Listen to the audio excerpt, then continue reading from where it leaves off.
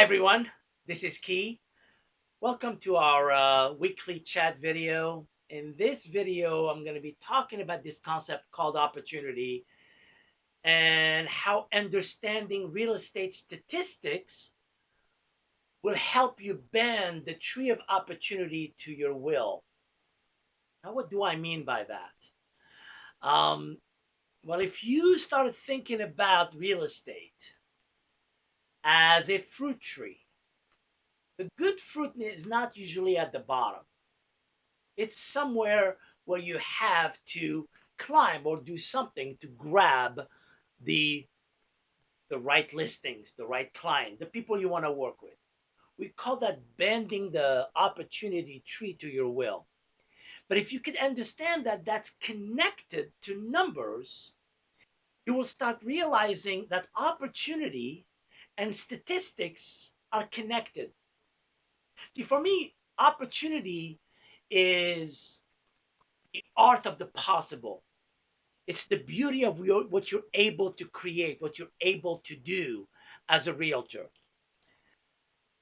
A lot of people think that opportunity is something that is biased, that some people would have it and others don't. No, opportunity doesn't care. It has no emotion. Now, it is ready. Opportunity can be found more easily if you work towards it, if you go for it. If you really understood that real estate is a numbers game, that you can start stacking opportunity towards you. You can start having the odds favor you rather than you waiting for somebody to hand you something. See, opportunity is about creating a mindset for prospecting, realizing full well that there's plenty of opportunity. It would be terrible for me to send you to get some apples to the desert. Well, there are no apple trees in the desert. That would be, you go, Key, you're sending me to the desert. How am I going to get apples?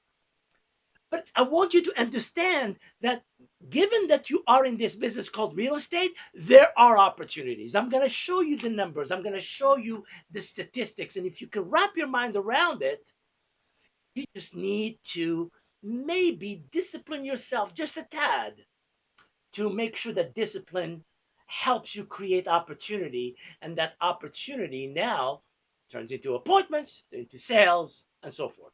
So let's get deeper about this. See, for me, opportunity is not wishful thinking. For me, it is the practical implementation of daily checklists that bend results to your will.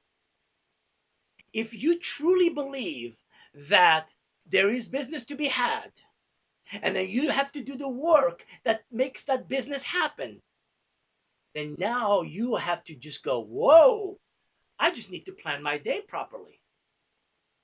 Opportunity is not wishful thinking.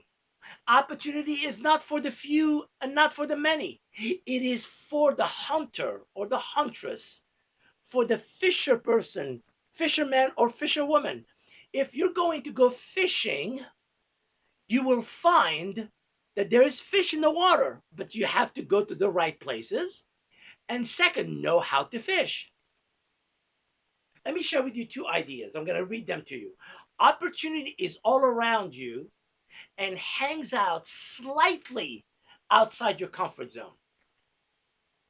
So, whatever comfort zone you have, remember this: if you step slightly out, you may be closer to opportunity than you standing still where you are.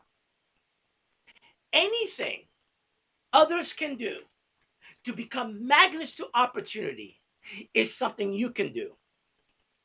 So I don't want you to start realizing that some are lucky, some are not. No, opportunity is about statistics. So let's look at this. Thomas Jefferson said this quote. I'm going to read it to you. I'm a great believer in luck, and I find the harder I work, the more I have of it. So one of our founding fathers came up with this adage, this way of thinking, that I'm a great believer in luck, and I find the harder I work, the more I have of it. What does he mean? So I'm going to explain it statistically. Now, remember, I'm a mathematician. And as a mathematician, I look at statistics, I look at probability. For me, I define luck as a probability event or as a numbers game. What does that mean? If I do an event enough time, it will bend and give me the results I want. So if I knew that for every flip of the coin, I'm going to get heads. If I flip it long enough, I'm going to get heads. That's a 50% probability. Now, that is not the real estate business we're in. We don't have a 50% probability, but we do have a probability. So let's look at that probability. Now, did you know in the United States, if you pick 100 homeowners at random, any 100 homeowners, right now, 1 to 3 of them are already listed. They're meaning they are in the process of selling their home, and those people are not yours. They're working with the realtor they're already working with. So if you pick 100 people at random, 1 to 3 are out of the game. There's nothing you can do. They're already working with somebody else, unless it expires, and maybe then you have a chance. But we're not talking about that. 4 to 7 are actively anxious and thinking about selling. They are what we call in the research phase of real estate. 4 to 7 are in the research phase. I don't know who they are. And by the way, anybody who tells you they know who they are is a fool. No one knows who they are. You know why? Because life happens, then real estate happens. So what do I know now? I know if I go to 100 doors, by the time I get to 1 or 3 of them, one of the 100, there will already be a sign. There's no point knocking because they already have a listing. So I'm going to avoid those. But then everybody else, most people are not moving, meaning the rest of the people, which is about 85 to 90 to 92, the rest of the people are not thinking about moving, or at least they are not actively thinking about it. They may have real estate on the brain, but they're not actively moving. I still benefit from interacting with them, but still, I'm looking for the 4 to 7. See, if I knew this statistics, by the way, this statistics has been this way for the last 25 years, at least 25. It was actually higher before. So what does that tell me? That tells me if I want to get lucky to get listings, I got to do something that will give me a chance to be in front of the 4 to 7 people that are part of the 100. So what if I designed the plan like this? Let's say I decided that every week I'm going to knock 100 doors. I'm going to do it 4 days a week. I'm going to go Tuesday, Wednesday, Thursday, and Saturday. Tuesday, Wednesday, and Thursday, I'm going to go from 5 p.m. to about 6:30, or maybe 5:30 to about 7, depending on the time of the year. And on Saturday, from about 10 a.m. to 12. If I do that, if I do those hours, I'm going to basically door knock about 25 doors. We call that a run. If you do a run, which is about 90 minutes, it's less than 2 hours, about 90 minutes, you will do about 25 doors. If I do that 4 days a week, I'm going to come across 100 doors. Not every door is going to open. I know that because that's reality. So I know about 20 to 25 doors were open.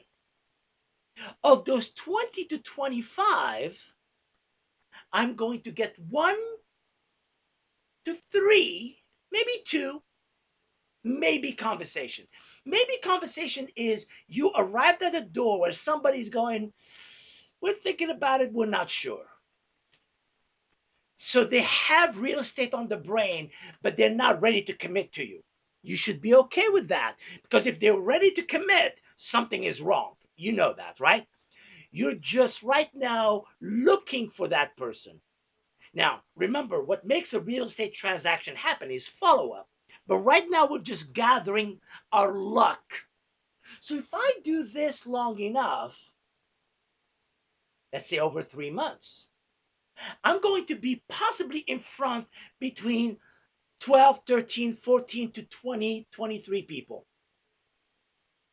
Now, ask yourself, are you capable, if you were well trained, hopefully one day you'll be in my classes, but let's say you were well trained, you know your scripts, you know how to door knock, you know how to do a listing presentation, and every 3 months you are in front of 13 to 23 people, will you get 2 to 3 listings? I guarantee you, you will. See, 3 listings every 3 months, that's one listing a month. One listing a month, your business will change like that.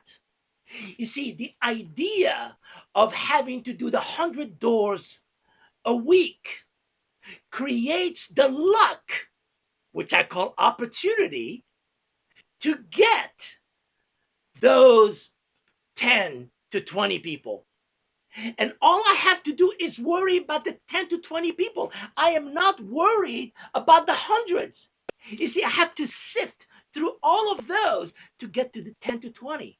And from the 10 to 20, I got to get me my 2 or 3 or maybe 5 listings if I'm really deliberate and I follow up. This is what I call luck.